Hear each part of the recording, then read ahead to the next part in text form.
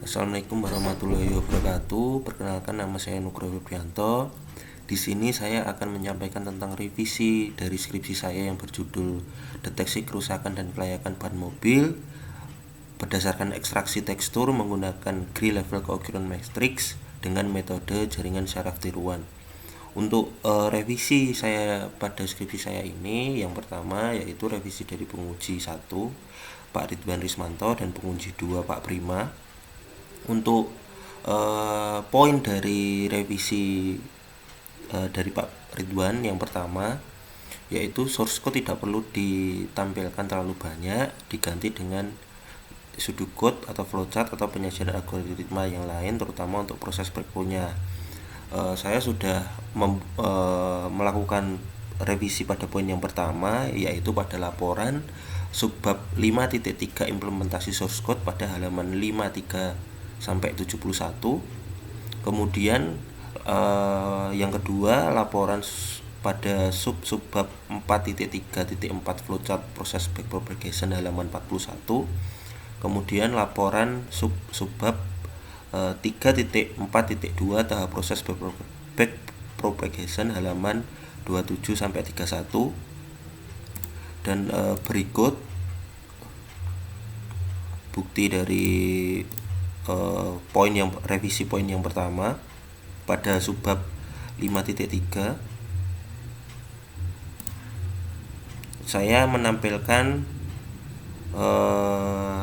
source code untuk proses ekstraksi tekstur, proses training backpropagation, dan proses klasifikasi backpropagation pada fase propagasi maju.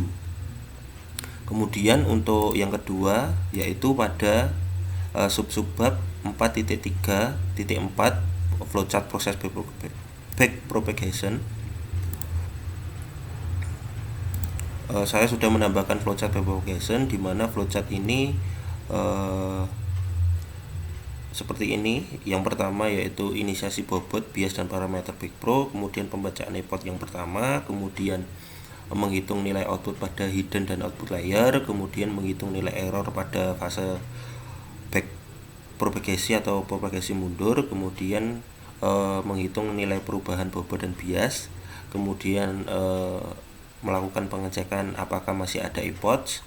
Jika ada, maka proses berulang kembali pada proses pembacaan epoch. Kemudian jika tidak ada epoch, maka melakukan pengecekan lagi, yaitu apakah error sama dengan error target.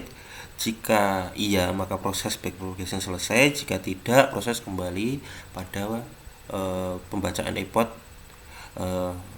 yang selanjutnya. Kemudian untuk poin yang kedua yaitu jelaskan metode backpropagation lebih mendalam di landasan teori.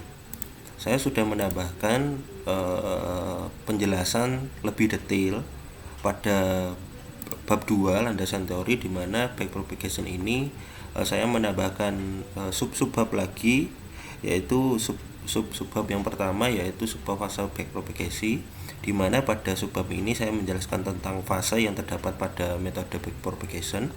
Kemudian subbab yang kedua adalah algoritma backpropagation, di mana untuk subbab ini saya menjelaskan tentang langkah untuk melakukan proses perhitungan backpropagation dan tertera lengkap beserta rumus-rumusnya. Kemudian untuk poin yang ketiga yaitu jelaskan parameter-parameter backpro yang digunakan di pengujian konfigurasi backpro-nya dan sebagainya. Saya menambahkan ini pada laporan 5.3.4 pada pengujian parameter backpropagation, di mana pada bab ini saya menjelaskan tentang parameter yang saya gunakan untuk proses backpropagation pada skripsi saya, mulai dari inputnya ini yaitu dari hasil nilai ciri ekstraksi GLCM. Kemudian hidden layer ini saya gunakan 3 hidden layer. Kemudian outputnya yaitu jenis kerusakan ban. Kemudian untuk parameter proses backpropagation-nya terdiri dari learning rate, error rate, epoch, bobot, dan bias. Kemudian saya menambahkan lagi pada bab hasil pengujian akurasi. Untuk konfigurasinya pada pengujian akurasi ini saya menggunakan nilai learning rate sebesar 0,001, error rate sebesar 0,001, dan EPOD sebesar 300 pada pengujian 100 data. Kemudian untuk poin yang keempat atau poin yang terakhir, yaitu jelaskan alasan menggunakan GLCM secara spesifik, kelebihannya dibanding algoritma lain. Saya menambahkan poin yang keempat ini pada latar belakang paragraf kelima.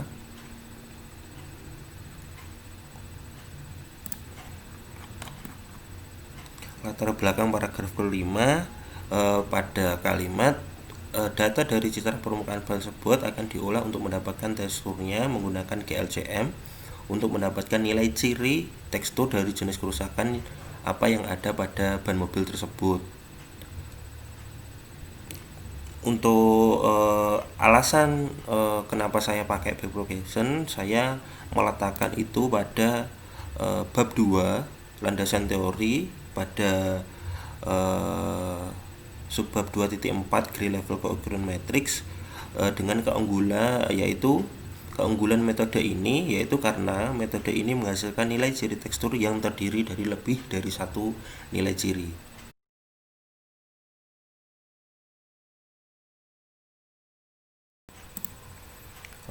Untuk revisi yang kedua yaitu revisi dari penguji 2 Pak Prima. Untuk poin yang pertama yaitu CSV diganti database. Berikut ini saya akan menampilkan database saya yang saya gunakan pada skripsi saya kali ini. Database yang saya gunakan pada skripsi saya ini saya menggunakan Firebase dengan nama databasenya Storage Image Backend. Alasan saya memakai database Firebase ini karena saya bertujuan agar aplikasi saya desktop maupun Android dapat terhubung dalam satu database. Kemudian untuk implementasi pada sistem, pada proses penyimpanan datasetnya yang tadinya saya melakukan ekspor dataset ke dalam file CSV, saya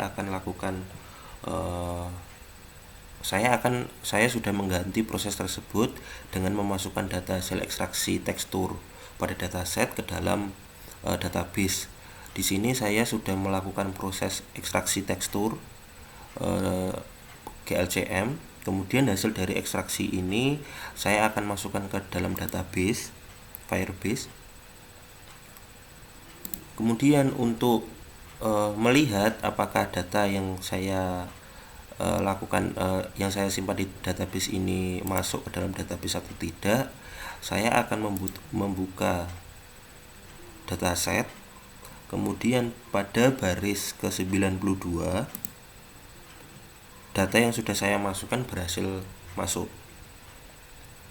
Kemudian untuk poin yang kedua yaitu aplikasi Android ditambahkan login dengan Google. Untuk implementasi pada sistemnya atau pada aplikasi Androidnya, yang pertama saya membuka aplikasi skripsi, aplikasi Android saya.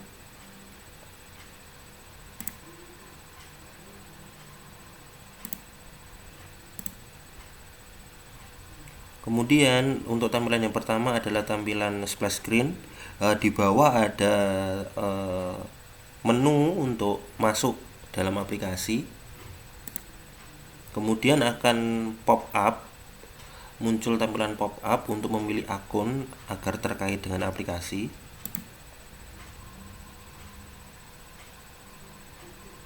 Kemudian proses selesai. Proses loginnya sudah selesai. Dan sudah untuk proses yang selanjutnya tidak ada masalah. Kemudian untuk poin yang ketiga yaitu perhatikan resize gambar. Apakah gambar ini di resize apa di crop? Untuk penjelasan saya, pada proses cropping gambar pada sistem ini, langkah yang pada proses cropping ini yaitu proses cropping dengan ukuran sekian atau bentuk persegi. Kemudian hasil cropping ini saya melakukan resize dengan ukuran 300 kali 300, di mana proses pada skripsi saya, proses yang dimaksud pada skripsi saya ini yaitu proses cropping dan juga proses resizing. Seperti itu. Sekian dari video yang dapat saya sampaikan tentang revisi saya. Bila ada kurang lebihnya saya mohon maaf. Wassalamualaikum warahmatullahi wabarakatuh.